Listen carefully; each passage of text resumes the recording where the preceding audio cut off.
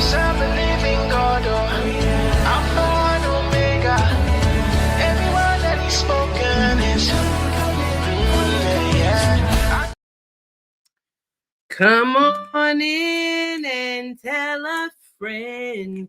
It's time for our mental health check-in. I said, come on in and tell a friend. It's time for our mental health check-in. Did they tell you that it's time to check in? Oh my, did they tell you that it's time to check in? Come on, y'all, share it, like it. Come on in and tell a friend. It's time for our mental health check-in. I said, come on in and tell a friend. It's time for our mental health check-in. Did they tell you that it's time to check in? Oh my, did they tell you? Well, it's time to check in. Hey, y'all. Welcome again for another mental health check-in. I am so glad that we are back again. We have been talking about grief, and we've been talking about how grief can kind of take over us during the holidays. And we have a very, very great expert that can talk to us about grief and talk to us about family and child development and just all of the things. She's a well of wisdom. We have had her before, so she is not new to us. She is true to us. We call her Dr. Grandy here. Everyone, please welcome Dr. Grandy. Hey, Grandy. I cannot hear you. Unmute your mic. Can you hear me now? There we go. Yes. How are you doing? You look beautiful. Thank you. I'm feeling. Oh, yeah. You just, you keep trying to keep me young, but you have to remember I'm still old. So I'm trying to keep. Wise. You are not old, Grandy. You are wise. Oh, okay. Good evening, everyone. This is Grandy. Before we jump in, let's do a check-in with you all, my friends, on a scale from 1 to 5. Check in with us. Let us know how you are doing. 1, this is just a really, really tough day. I really need this check-in. 5, I am doing absolutely great. Things are going very, very good for me in this season. I am going to go ahead and say that I am a 4 today. I'm a 4 today. Today's been a pretty good day. I cannot completely complain. And so I'm feeling pretty good about today. What about you, Grandy? What are you today? I think I'm a 4 today. Yeah, it was kind of, when you talk to someone who's kind of at that going through grief, it kind of brings you down for a little while, and then you kind of have to scramble to get back up to so that's kind of because you start reminiscing, and you start missing people as well, and so it's Makes sense. We see you too, and we are praying for you. We're sending our loves and prayers with you. Sit with us so that we can help you during this season.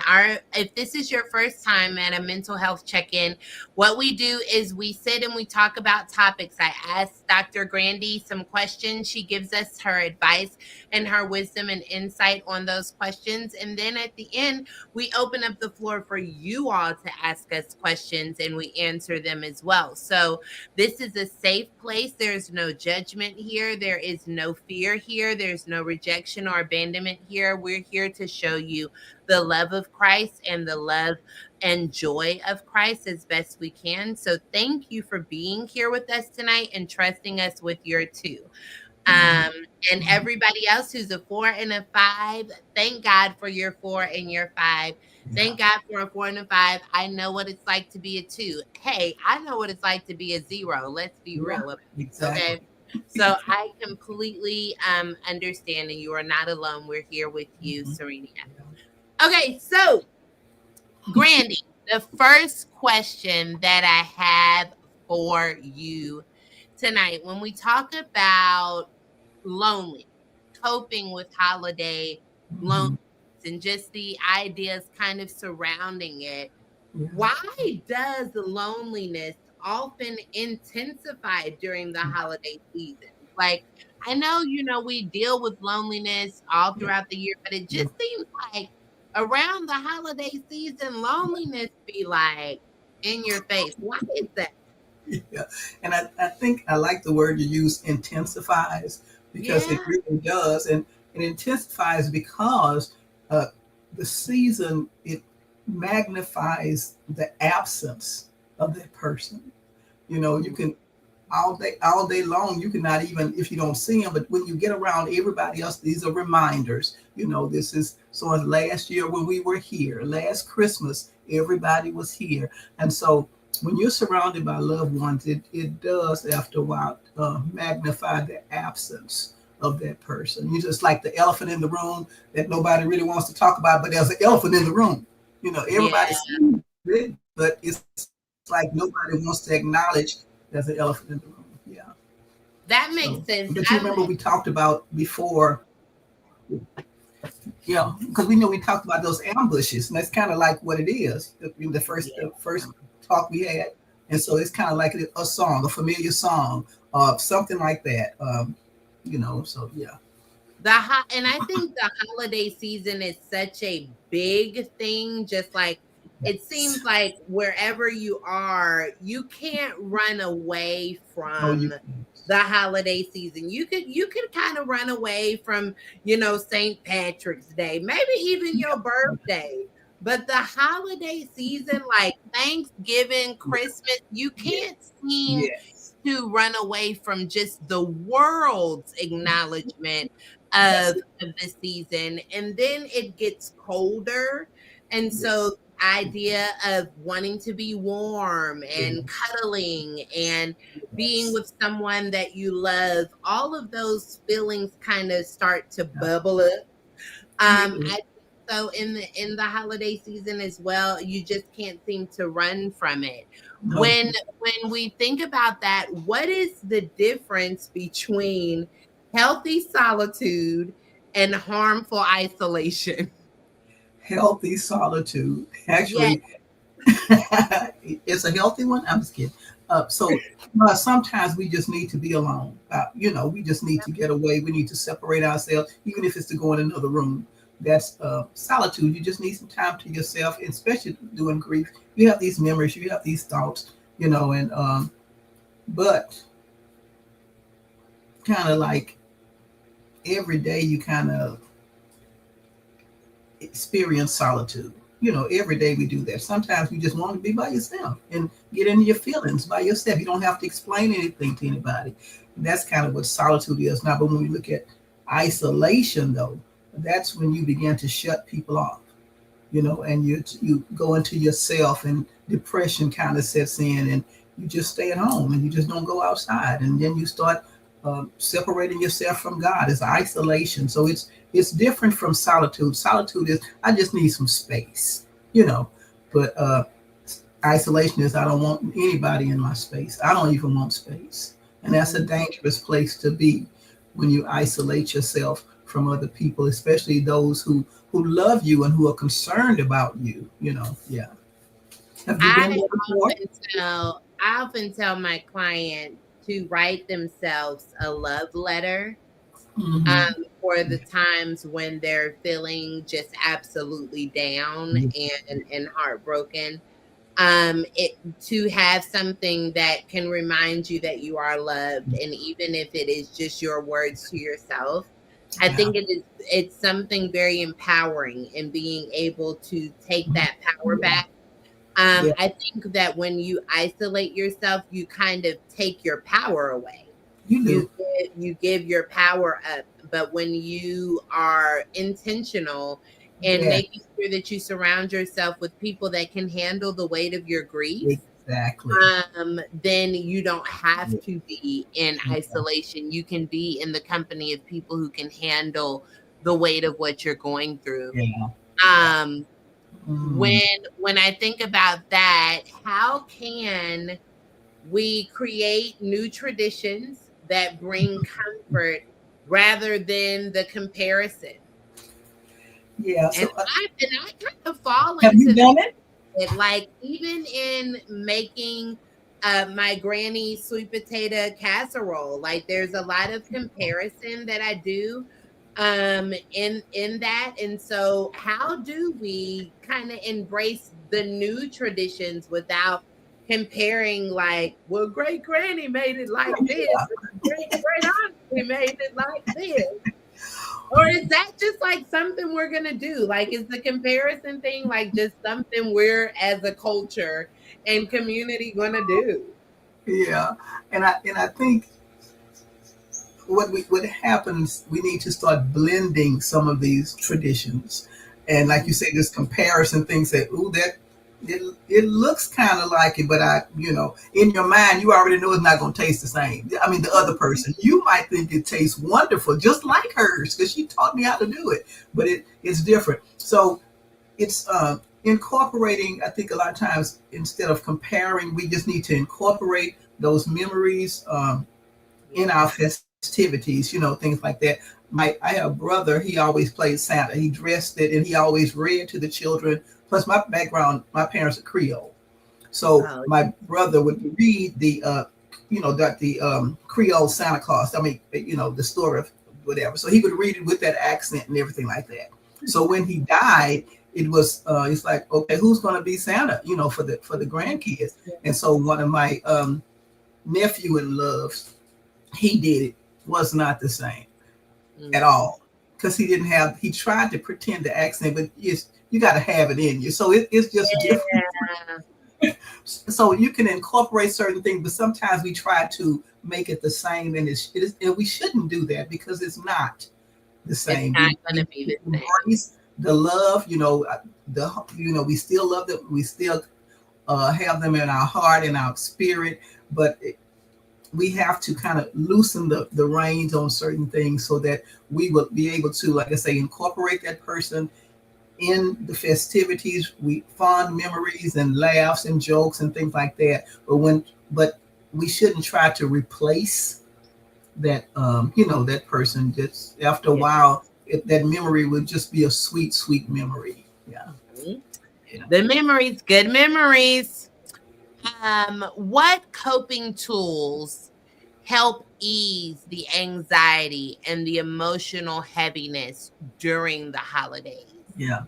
I think those who have gone through counseling uh, have heard the word mindfulness, and so that means staying in the moment. Because a lot of times, how what's that song? Memories like the corners of my mind, these misty watercolored memories of the way we were. Mm-hmm. But when mindfulness, you're right there. It's like, okay, I'm not going to entertain all of those things. You need to be in the moment.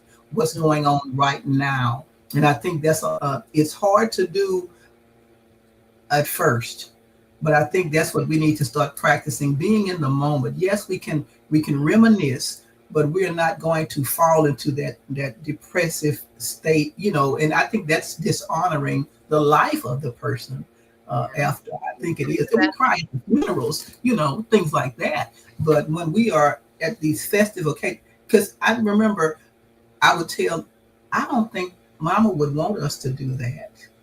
I don't think Mama, what I'm saying, because I think it takes away from that the spirit that we're trying to incorporate, or well, it's not incorporate, it's to include it, but in a way that I don't know, what I'm trying to say.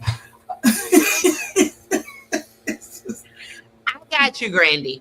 Yeah, thank you. Included without excluding that person, without saying we're not going to talk about it. But Yeah. Yeah.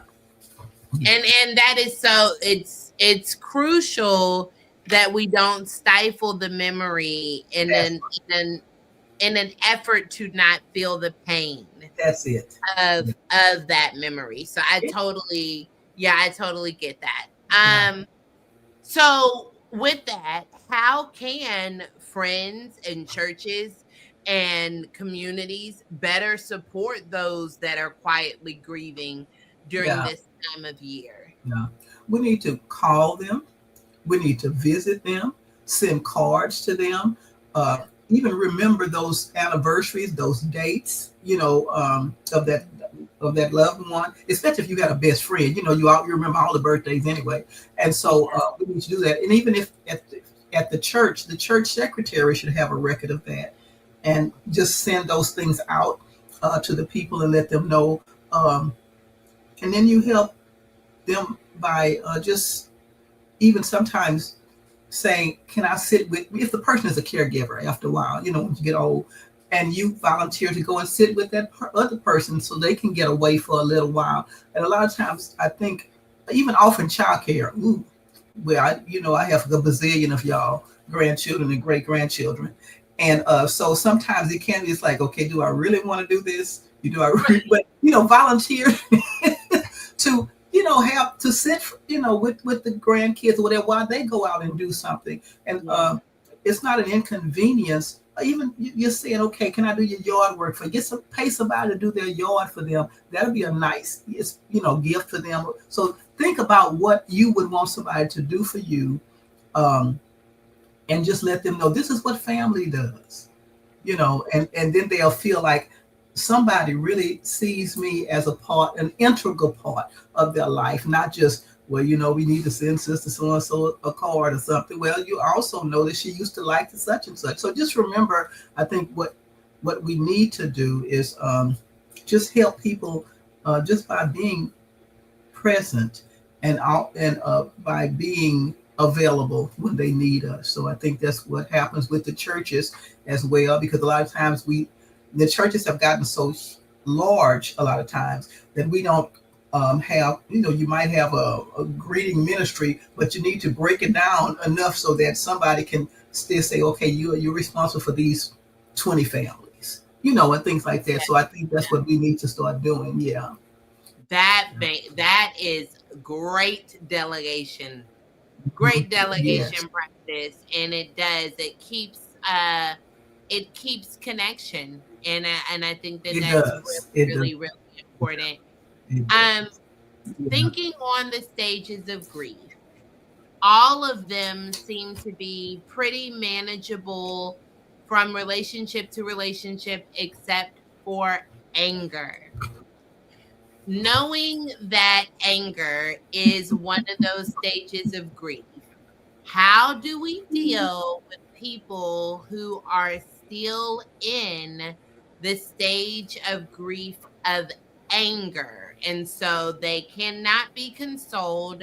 They are angry, they're upset, they may even be lashing out, they may not even be kind. How do we Mhm. deal with our family and friends who are grieving and are dealing with anger? Well, I think we try to rush people through stages, you know what I'm saying? And so sometimes what we call stuck is not really stuck. Sometimes that person has to heal in order, from that, whatever it is, that anger, uh, whatever it is, we need to pause and realize that the stages are sometimes people go back. Sometimes it's, a trigger. Something's going to happen. And it's like, okay, I thought I went through that already. I thought, but okay, maybe when you went through it, it wasn't that season that caused that anger. It might have happened around Christmas. And so Christmas comes and all of a sudden you have, here you are again. And it's like, okay, I thought I was over that. I'm at this stage. But no, we have to realize that it's not, although, we say we go through these stages, sometimes we digress, Mhm. So I think we have to give people grace. And I was talking to someone today, and they were talking about a childhood hurt. Mhm. And it's like they full grown. You thought they had passed out. They thought they had passed all of that. But all of a sudden something triggered it. And so I think we have to realize, and I know you always say, an expert in such and such, But in order to be an expert in certain things, you have to experience a whole bunch of things. You know what I'm saying? And so sometimes people, it's like, okay, I don't want to be an expert in that area because you got to go. You know what I'm saying? So you have to, yeah. And everybody's experience is different. Everybody's personality is different, and so I think that's what happens. Yeah, because around Christmas holidays, a lot of people are angry. Yeah. You know, and Yeah. Do you think it's because they're scared? I think that it is probably, yes, a fear of loneliness, a fear of abandonment and rejection, feeling rejection. Sometimes around that time of the year, it's like, you left me. I can't believe you left me. Now there's nobody here to make the turkey, nobody here to sing the songs, no one here to cuddle, to love, you know. And so that anger rises up because you start thinking about what you missed instead of what you had. And if you go down the rabbit hole, you end up at the bottom of the That's true. If you keep going down it. And so I think like we end up in that spiral of anger because it's like, I just do not want to stop thinking about what I missed. Yes, what I missed. Yeah. What I missed. Wow. And so when I think about how to handle people in anger, is one of the biggest things that I can think of is to not take it personally. That's it. Yeah. It is so easy for, when your friend is angry and upset, they say things that they don't mean. They say things that are out of pocket, and it is easy to take it personally. And it can cause a lot of damage to the relationship when you take things personally that are said in emotions that cannot be reasonable. That's right. So expect someone to be reasonable when they're so angry, and then to hold them hostage to that anger is really damaging to the relationship. So I think one of the biggest things that I would say is, don't take it personally. Like, remember that people are grieving. Remember that they're grieving a different part of their relationships, and even sometimes you can be a trigger without even knowing it. Like, you're having something that they lost. Yes. Them. So every time they see you, you trying to be a helpful, wonderful friend, but every time they see you, it's like, I don't have no mama, and I don't have no sister I can talk to. I don't have nobody I can call. And so you could be a trigger without even knowing it. So just try not to take it personally. Like she said, give people grace. Yes, you do. Like, give them the grace to be able to say, hey, I know you're angry. I know that you're upset. And I can't even really imagine. That's right. I can't even imagine what you're going through.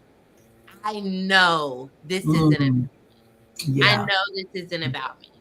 And so try to just be there even in that space, because what a lot of people do, especially when they are expecting you to leave them, they will push you away so that they can protect themselves from the pain of you rejecting. And so sometimes anger becomes a defense mechanism so that you don't come in here. And if you don't come in here, then you don't get close to me. And if you don't get close to me, I don't have to worry about you leaving. That's right. That's true. So sometimes you have to kind of prove yourself to be able to carry the weight. Like, you're angry and I'm still not going anywhere. You have thrown the loose bit and I'm still gonna be right here. When you get out of this, you'll be right here. And people need that when they're going through grief, when they're going through insurmountable pain, and I don't even know how to process it. They need someone who can say, I know you don't mean. That's right. crazy person right now, and I still love you. Everything's gonna be okay. That's right. You That's know, like you need that. And that's right. so that's something that I would offer. Like if you are dealing with someone or a family member or a friend that is in anger, Mm-hmm. and you Mm-hmm. just really, really know like Yeah. they are going through grief, don't take it personally. That's right. Don't, please don't leave them. That's That's what they right. want. Yeah. They want That's you that's. to, I don't think they want you to. They want to at that point um, to prove that you are yeah, not. that they're right, that you're not going to stick around. That's what they expect. That's what I mean. That's what. That's Yeah. what they That's it. expect. That's It's what they not what they expect. want, it's what they That's expect. right.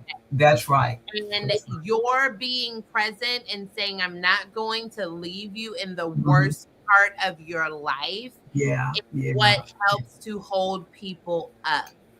And you Yes. may not even know what to say, and even Mm, that can be said. You know, like, that's I don't true. know what to say, girl, but I'm here. But I'm I'm here. here. You And, can and call you me. You can call and me. you tell them all the time, God is a very present help in your time of need.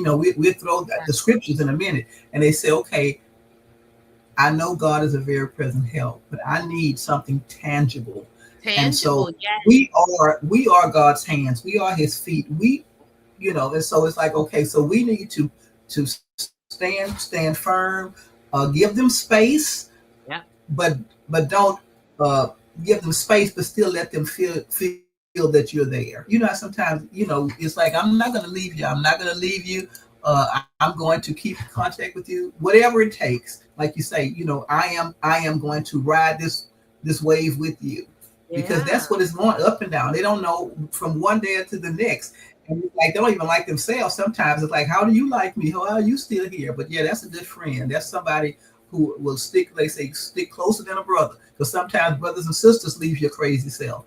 Mhm. You get to the point, and it's like you feel you're all alone. And I think that's the body of Christ. We're gonna have to do better. We are. We're gonna have to do And better. that's And how you so do yeah, it. this was. And that's how you do it. Like Yeah, showing the love of God when you can't show the love of yourself is the best that's way to right. do it. It's the best That's way to do that it. is. If you are That's the what we type of do it. person that's gonna take it personally, and you know, like, I'm gonna take it personally, then your best bet is to go in with God. Like, your best bet is, I am just going to go in with the love of God and with the heart of God and with the eyes of God, and I'm not gonna go in with any of me, because if I go in with any of That's me, I'm right. gonna make this about me. But And that, grief isn't about you. I can no, remember my brother lost someone really, really close to him, and he came over to the house and he was just breaking down. And my mom told him that it was not about him, that a mother was crying because she lost her son, and a father was crying because he lost his son, and brothers, and so on and so forth.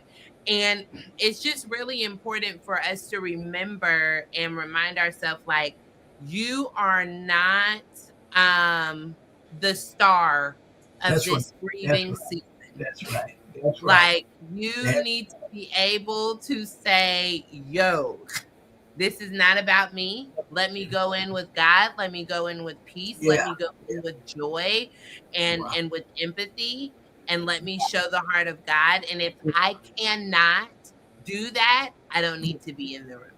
That was good advice. That was Yeah. good advice you told him, because at Mhm. that time it was not Yeah. about him. And the And we thing, do, sometimes you want it to be about you, well, yeah, but it's not. no, It's it's just not. not. It's not. And it And, can be about you when you go home, when you get home by yourself, behind your closed door in your yeah. room, you can slide down the wall and scream and Mm, holler. But when you're with the person that's who right. has, like, really lost this person that raised them, that Yeah. they Yeah. loved deeply, Yes. don't make it about you. That's right. That's right. That is This right. is my favorite part. This is our Oh, time where we get to answer any questions that you all may be having. And so if you have any questions at this time, do feel free to type them on the line, as my daddy would say.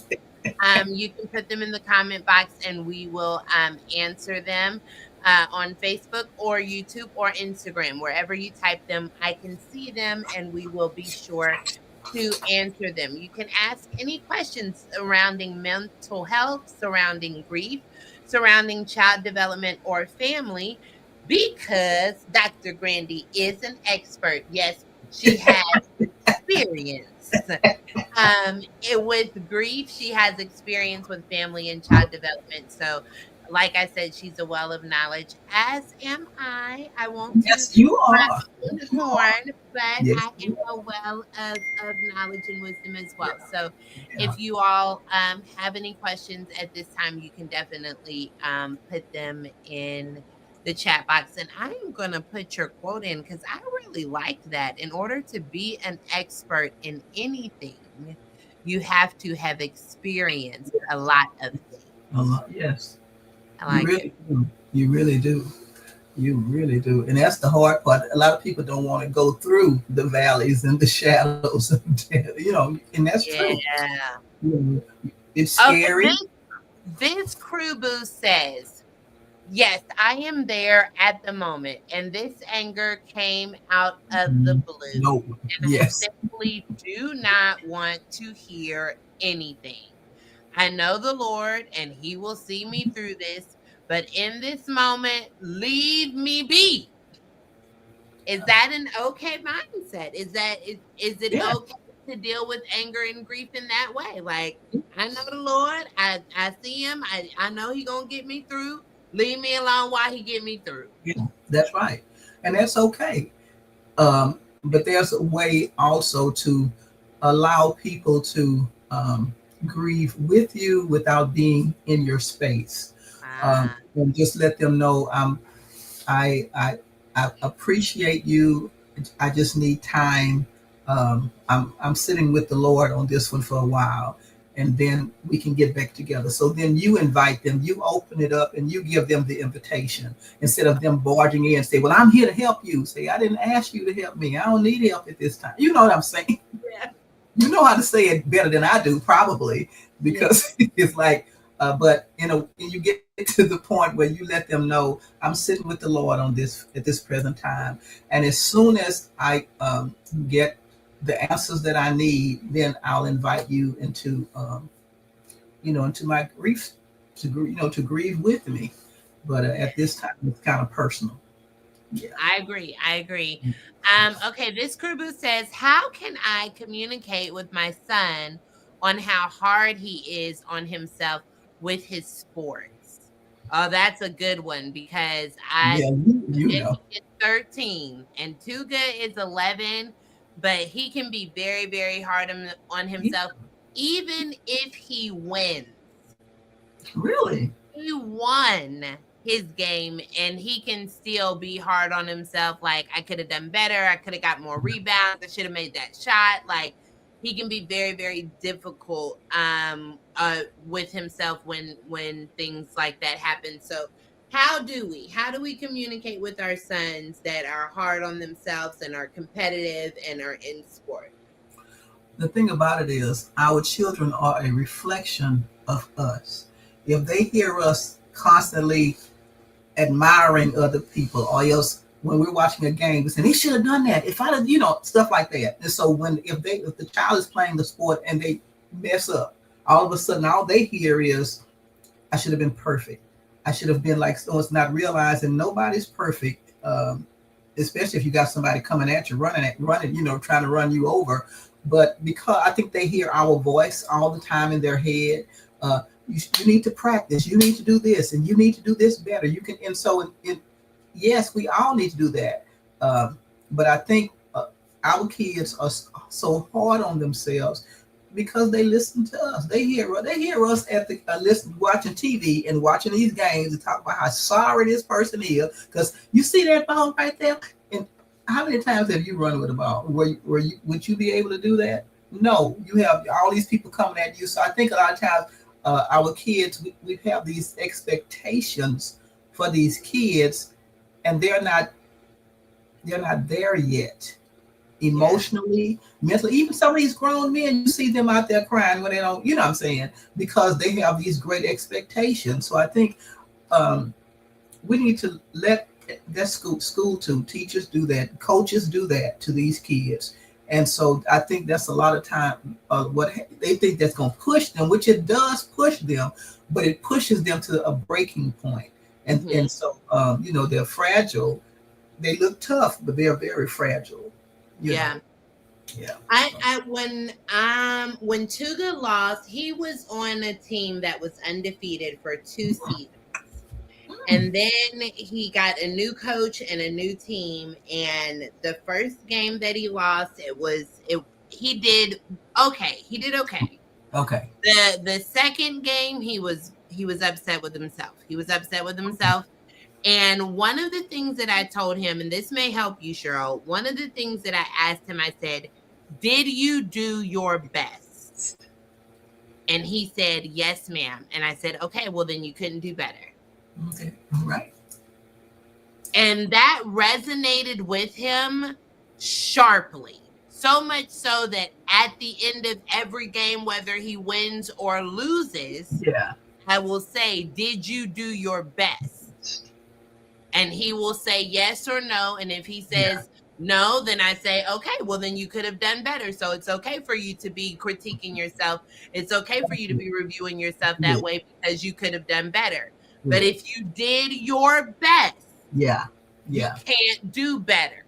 So you don't get to be mad at yourself about your best. Yeah. And you know, I think when you say, you know, mad at yourself, I think well, I'll say his expectations for himself, you know, and so that's okay to aspire to do better, you know. And so if he aspires to do better, like you say, you did your best that time, but you want to be better. You remember that old saying, but you're not old, but you might not remember it. But it's like good. You might not even know it. That's why you don't remember. Good, better, best. Never let it rest until your good is better and your better is the best, which destroys people. It's the young people, because you're saying, you know, I'm good, but I can be better, and I'm gonna keep on. And that's great in your head, you know. It's a mantra, but it's after a while, it's like, I did my best, but we still lost. Yeah, and sometimes that happens. Yeah. And that's what that's what you have to tell him. Sometimes even your bet, you will lose. Yeah, you will lose. And that's what happened. He did his best. He lost the game, but I asked him, "Did you do your best?" And he said yes. And I said, "Then you couldn't do better, because even sometimes when we do our best, we will lose, and sometimes when we do our best, we win." You just want to make sure that you're always doing your best. Your best. Always doing your best. Yeah. And so try to encourage him in that way, Cheryl, and then maybe some type of incentive when the game doesn't go the way that he's hoping for, how he responds, giving some type of incentive. Rewarding the behavior you want to see keeps the behavior consistently. Okay. And when you reward that behavior, you'll see more of that behavior. Whatever behavior you reward will be replicated.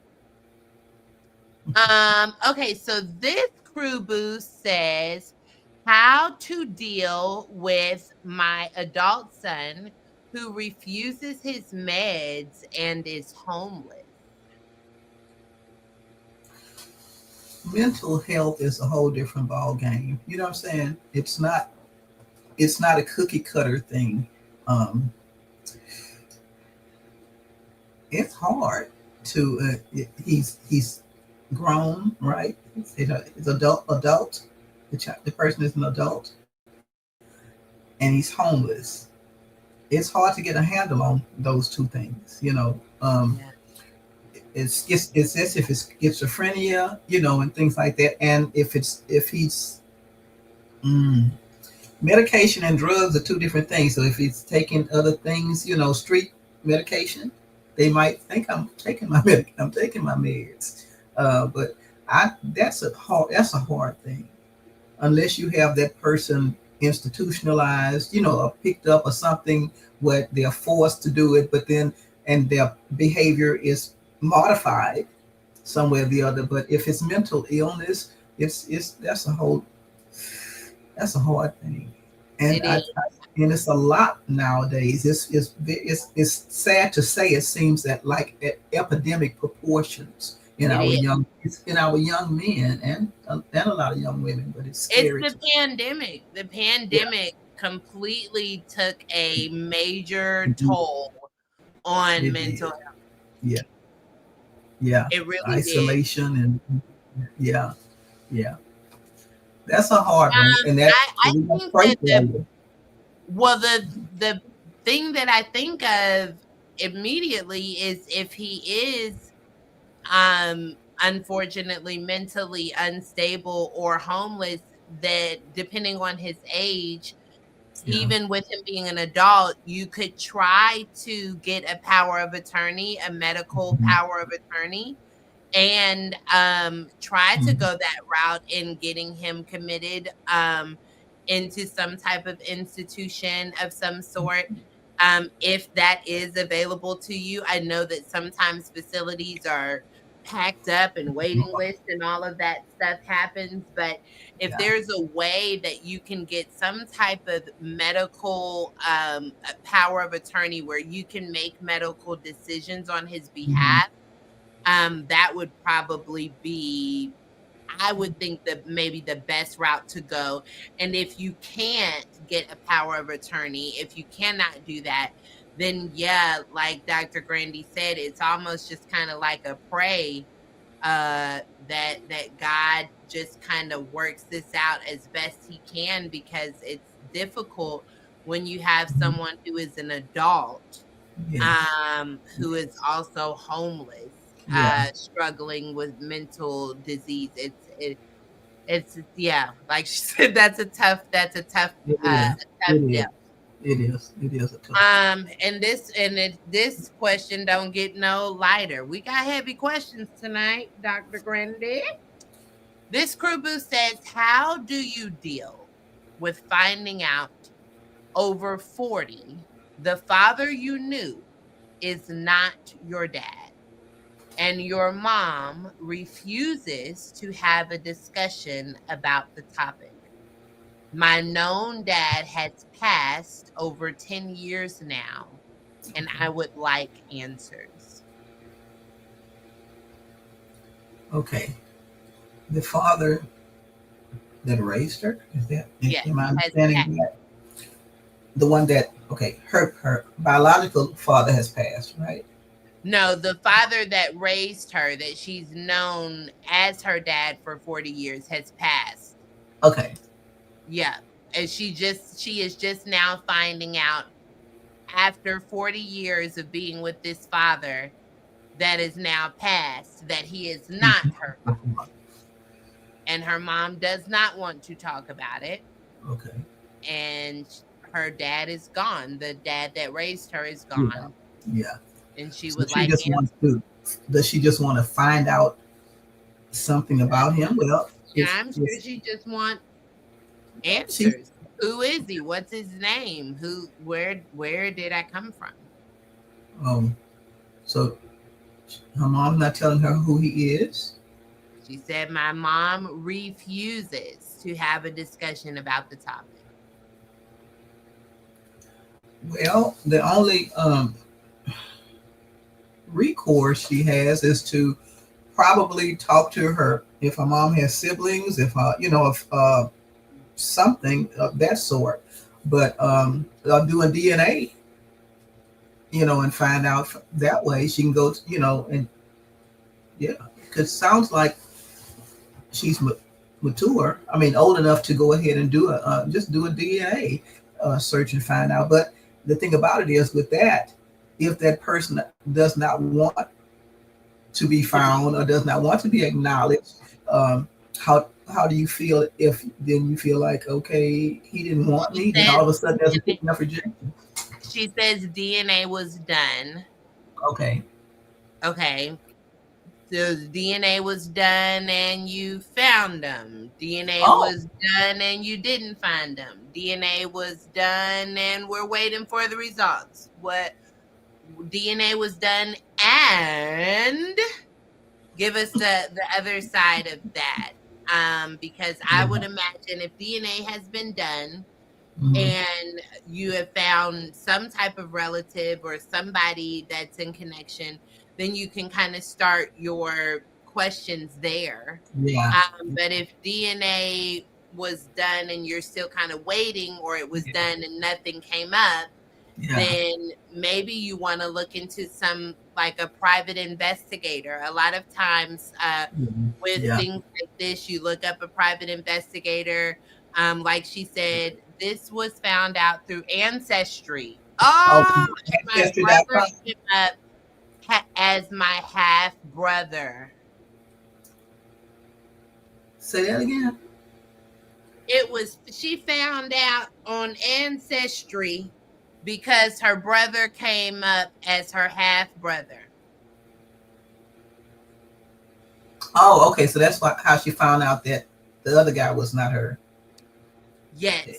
So that's what happened. Okay, so you All did right. DNA through ancestry.com and found out that your brother is your half brother. Right. So you all do not share the same father.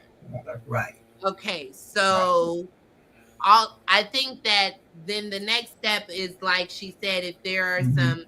if there's some siblings, if your mom has some siblings, or Yeah. a best friend, or Exactly. like anybody that knows this story, Yeah.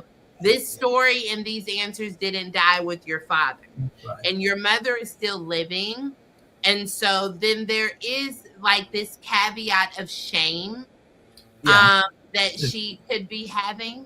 And Yeah. so there is a sensitivity and an empathy that I have for the both of you, because I really do not know the background of why your mother kept this from you for 40 Mhm. years.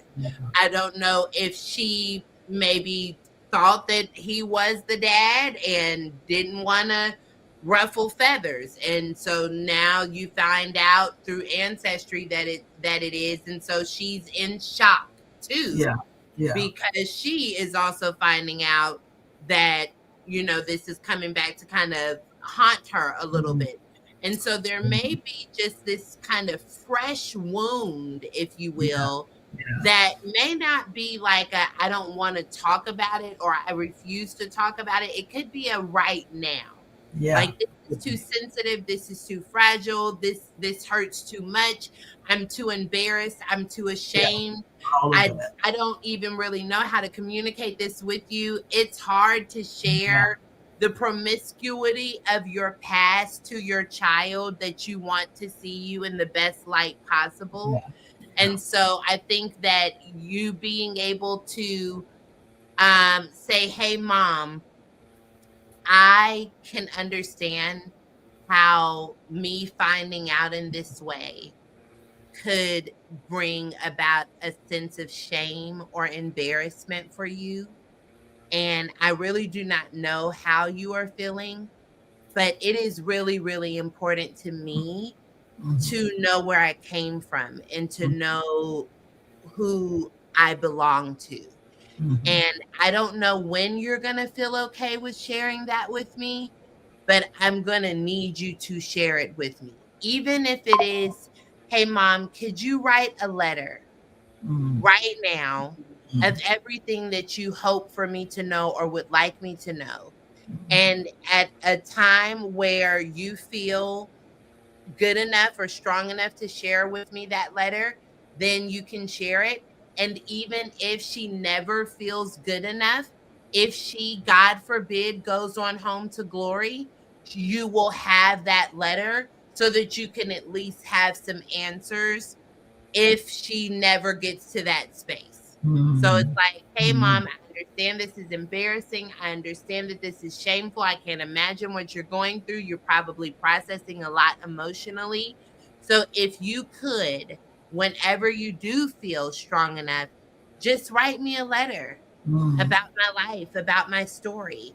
And hopefully we'll live long enough to be able to share this letter one to another and get closure and get answers, the both of us. But Mm. even if we can't get to that place, if the Lord takes you home Yeah. before we get to that place, Yeah. please just leave me with something so that I Mm. can find out who I am. Mm. Mm. Maybe just, just an idea to kind of throw at her. Yeah. I Um, precipitated that DNA search. yeah. And she did. She says, yes, you are correct. There is a very sensitive thing. Yes, correct. And that's what I suspected. Yes, Yeah. I can imagine. I would imagine that it's probably very, very sensitive, whatever the background story is. And I understand that. I understand the sensitivity behind it. And if you show that empathy Yeah. rather than um Accusation. inquiry Mhm. and accusation, I think you'll serve her better. You'll serve that Mm. sensitive scar better. And Yeah. then I also want you emotionally to prepare for whatever this could be. Whatever the sensitivity behind why this was a secret for Yeah. so long, Yeah. why no one said anything, what is under this rug could hurt. Yeah. And Yeah. so just Yeah. prepare yourself for that too. Prepare yourself for what she Yeah. could But, say that could hurt, yeah. what the story could be that Mm. that could shake things up a bit. So prepare Mm. yourself for that as well. Wow. Okay. Um, I've been hurt by family criticism, and I'm looking for encouragement this season as I'm thinking of not coming home for Christmas. Mm.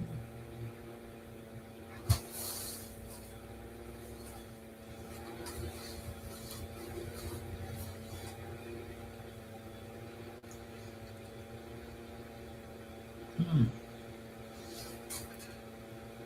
Is it in, is okay? My question, I suppose, is it expected for you to always come home for Christmas?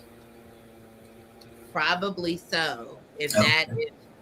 If that is what you're tossing up in the air, is is if you are going to come home, it's probably expected that you will.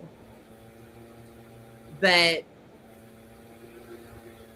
I don't think that you should force yourself to be in environments that make you more depressed than you are. And like she said, like Grandy said, you want to surround yourself with people who can handle the weight of who you are. Mm-hmm. Like even outside of grief, like you just want to be around people who can handle the weight of who you are in any season, and they're not going to judge you, they're not going to humiliate you, they're not going to condemn you, but they're going to receive you and they're going to love you. And if you feel like when I go home I am criticized, when I go home I am not loved, when I go home I am not encouraged, when I go home I am daunting the idea of doing so, Mm-hmm.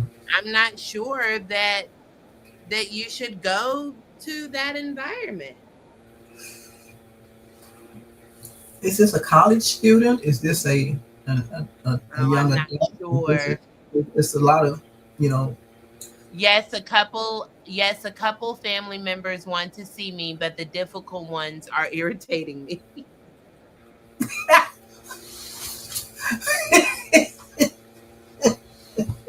I'm an adult. Okay. Well, adults can talk to other adults in a way that they understand without being all in your space. I mean, I think you're going to have to, at one time or the other, stand up for who you are and just let them know what you will tolerate and what you won't tolerate as an adult. Let them know I'm not a child anymore. You know, we're going to put away these childish things and we're going to handle each other as an adult. If we cannot converse as adults, then I'm going to give you your space so that you can go and be with other people. But as for me and myself, I choose to go the opposite way because, you know, so just let them know I'm not a child anymore. Yep. You know, Setting up your boundaries. Yes, exactly. And so if you have not done that, she's absolutely right. I was like, don't go over there. But you do want to give people an opportunity to adjust to your boundaries. That is the better advice. And so you want to present those, like she said, you want to present your boundaries. Like, I'm not into the criticism, like, and I know how families can get, like, you know, you just kind of clapping back at each other, whoop, whoop, whoop. Like, I'm not into that. That's not something that I want to do. And I'm not comfortable with it. And it irritates me. And so if you all could not do that around me, that would be great. But if you all can't seem to not do that around me, do miss me this next holiday season. But you want to go ahead and present those boundaries and, you know, at the top of the hour, give them an opportunity to adjust, give them time and grace to adjust. That's right. And see if they make that adjustment. And if they don't make that adjustment, then MIC. See you later. See, Why? Why? Because we love you. But the thing about it, don't give people your power. And that's the thing. Go as an adult. Go with God. Know what your boundaries are. And even ask, is there a reason that, you know, for you to behave the way you do around me or to question certain things that I do? Is there a reason? Because sometimes family talks about things that they don't need to talk about around other family members. And then they come up with these ideas about who you are without finding out who you are. So it's like, you know, you're going to have to stand up and say, okay, I need to talk to you as an adult and let them know from Jump Street, this is not a child. Okay, yes, you are my elder, but I'm also an adult. Yeah. And so, and I'm giving you an opportunity to talk to me, and so we can come to a resolution as to why I will no longer allow you to be in my hula hoop. You know how hula hoop, only one person can fit in the hula hoop. Okay. And so I'm allowing you to, you know, get this close to me, but it's after a while, no, we need to find out why. And that's the reason. I think a lot of times people in families cause all kind of friction because nobody wants to hear the truth about the, and my truth might not be your truth. You understand what I'm saying? But at least let me tell my truth, you know, and then you can tell me your truth, and then we can come to a, instead of being at an impasse, we can say, okay, we're going to resolve this. You go this way and I go this way, and we'll be okay. You know. Exactly. Yeah. I agree. I agree wholeheartedly. Okay, this crew boo, this one is a long one. Okay. She says, I am grieving my last living sibling who passed September of 24. Sorry to hear that, Kalisha. Yes. My mother who had a massive stroke 3 days later. Oh, wow.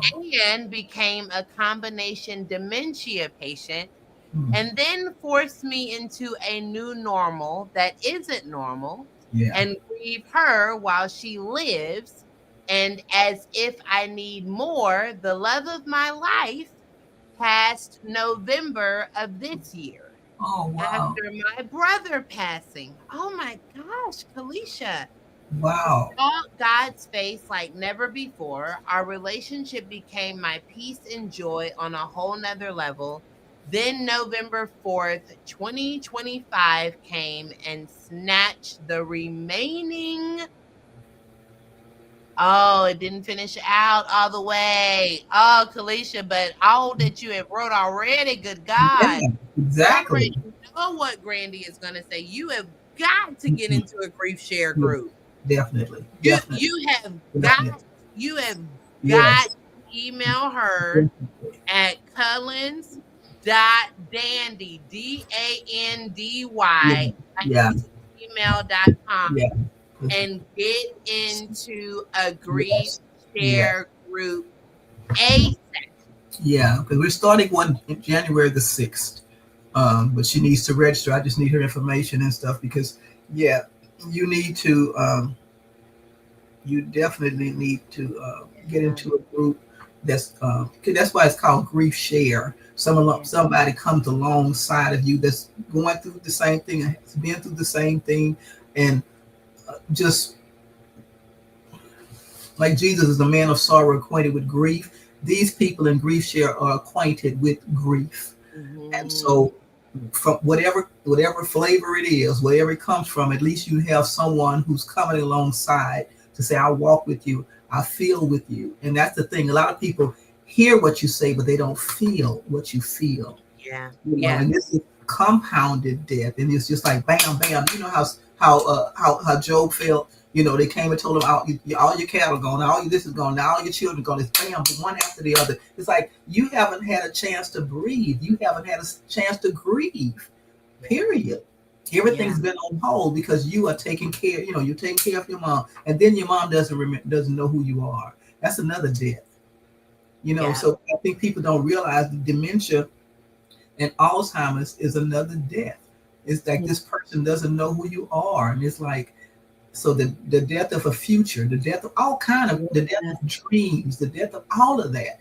And so yes, I would advise you and as I say, get into a grief share group, and if even if not mine, you can find one that's in your neighborhood. I mean, you know, close to you, so that you maybe you can have lunch with somebody and things like that. But you know, and even if wherever you are, I'm on Zoom, mine is on Zoom, so you know, it's you can always be a part of a group. But I would advise you to because this is compounded grief, yes, yes, and yes. And if you're not careful, it will put you in a state of extreme anger and yes, bitterness yes, towards God. And it can get really, really bad when you have it back to mm-hmm. back to back Yeah, to back like exactly, that. exactly, She said, and she just said, I will reach out. There is more, and I'm suffocating. yeah, Absolutely. exactly, Absolutely reach exactly, out. yeah, Reach out and don't be afraid to reach out. that's Don't right, feel bad about reaching out. And don't feel bad about being mad. that's right. Don't feel bad about being mad. There's Mm-mm, no way to get mm-mm. through compound grief like you are That's right, facing that's right, without first being somebody being able, let take yeah. it from a pastor to a pastor, from a pastor to a pastor's wife Mm-hmm. to a pastor, Mm, pastor. It is mm, okay yeah, for you to be mad, exactly, exactly. and I cannot imagine the weight Yeah, of what you're yeah, going through, and then to not have the fullness of your mother to even hold you yeah. as you go through the weight of this pain. I Mm, just can't imagine. I I can't can't, imagine. I can't So either. so we will be praying for you, Kalisha. Definitely. Please do reach out to her. What's her This name? Her name is Kalisha Haywood. Okay, Kalisha Haywood. And okay. so I am going to pray us out. Thank you again, Dr. Grandy, for your time, for your wisdom, for your expertise. We Okay. we love having you on our mental health check-in, and I know Mm, that the people that get an opportunity to sit at the wisdom of your feet are blessed and better because of mm. it. And so I Ashley, thank you for your time. I will pray us out of here, and I will let you all go. Do, do, do, do, do, do. Oh, Kalisha, no, that's what I'm saying. She just asked, thank you all. My question was, I'm feeling disappointed and wondering why, God, when I Mhm. did all that you said, are these thoughts sinful? No, they're human. Oh, They are human thoughts. They are real processing thoughts. They are emotional thoughts. They are the thoughts that we go through with our faith and grief. And yes. Yes. especially when it's like she said, when it's compounded like this, it would be weird if you weren't saying why, God. It would be weird if you weren't trying to figure out if you were being punished in some way. It absolutely, these thoughts are normal. That's why I said what I said, because I know that the enemy is probably tormenting you Yes. about the way that you are processing this pain. And so that's why I wanted to stop it right there and let you know that it is okay. It is okay for you to be mad. It is okay for you to be curious. It is okay for you to be wondering why, God. Jesus did the same thing. What he literally said, "Why, God, have you Yes. forsaken me?" That's right. So these That's are right. not That's right. sinful thoughts. No, Jesus thought the No. same No. thing. Why have you forsaken me? I did Yes. everything right. I did everything Yeah. you told me to do. Why have you Yeah. forsaken me Yes. in this way? And no, he Yes. wasn't sinning. He wasn't a man of sin. He was blameless and still asked God why. Mhm.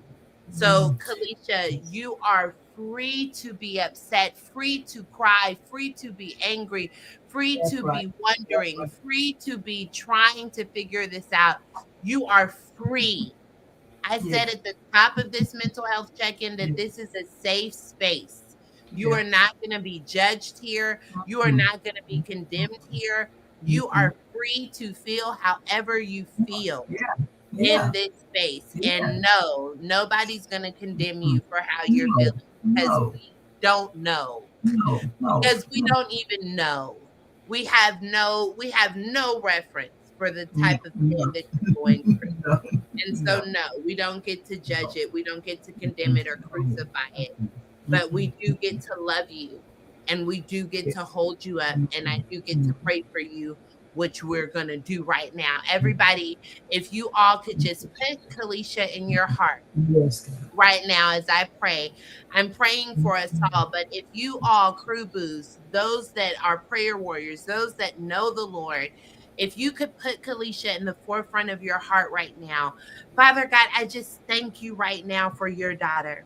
I thank you for her heart. I thank you for her mind, her ability to just even ask God. I just want to make sure that I'm not being sinful in the way that I'm thinking towards you in this Mhm. time of Thank grief. you.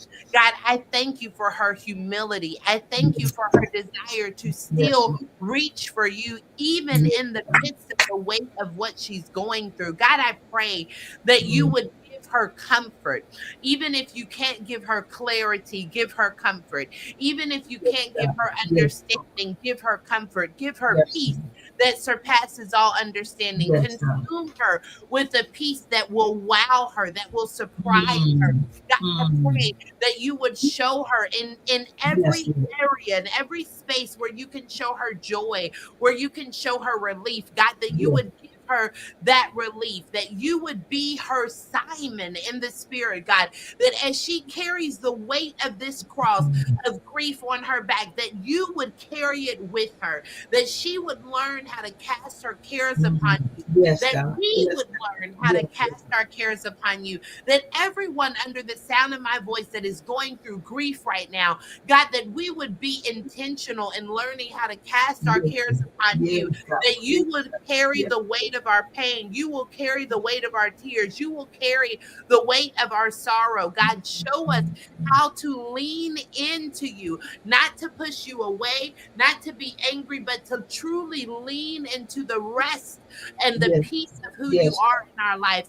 I pray, God, for sweet rest tonight, that Yes. every Yes. tormenting spirit, Yes. every demonic agenda of the enemy would cease and desist now by the power and the authority of Jesus Christ. I plead the blood over Kalicia's mind. I Yes. come against Yes. suicidal thoughts, ideations. I come Yes. against Yes, rejection Lord. and abandonment. I come against Yes. everything that is Yes. trying to take her out of here. I speak, oh God, that she shall live and not Yes. die and Yes. declare the works of the Lord, and that Yes, Lord. everything that the enemy means for evil in her life, that God, you will do as your word declares, you will turn it around Yes, for Lord. her good. I thank you for those of us who sit in love Thank with you, God, in you. love with who you are, Yes, Lord. in love with Yes. what you can Yes. do, in love with why you are. So God, just comfort us and consume us tonight with your power of peace. I thank you for Thank you, everyone Lord. who Thank will you, watch Father. this Yes. replay and be blessed by it. Yes, I Lord. thank you for everyone who will get answers to Yes, questions God. when Yes, they Lord. watch this. I thank you for everyone who is walking away Yes. better than they Yes. came in. And I thank you for Thank you. joy, releasing Thank you, joy, Lord. releasing Thank you, Father. happiness, Thank you. releasing light, releasing love to Yes. every person under the Yes. sound of my voice. Yes, Fill God. them up to the Yes, Lord. overflow. And we thank you, God, for we believe it Thank you, is Father. so, Thank you, and Lord. so it is in Yes. Jesus' name. In the name of Jesus. Amen. Thank you, Father. Thank you. Amen. Listen, Hallelujah. this was your first time Hallelujah. here. I do hope that you will come back again. Randy and I will be meeting up again on the 22nd for our second mental health check in. And so make sure that you check in with us at that time. And if you are interested, like she said, in joining her grief share, the information is scrolling on the screen. You can email her or DM her so that you can be a part of that grief share. And I want you to speak well. Speak well because the power of life and death is in your tongue. Whatever Yes. you speak, you will see. I want you to think well because God will do exceedingly abundantly above anything you could ask or think. And Yes. as long as you're speaking well and thinking well, you should be able to produce well. Mhm. Until next time, I'm loving you. So it should be easy for you to do the same. And always remember to keep your mental health in check. Bye, Yes. y'all. Okay.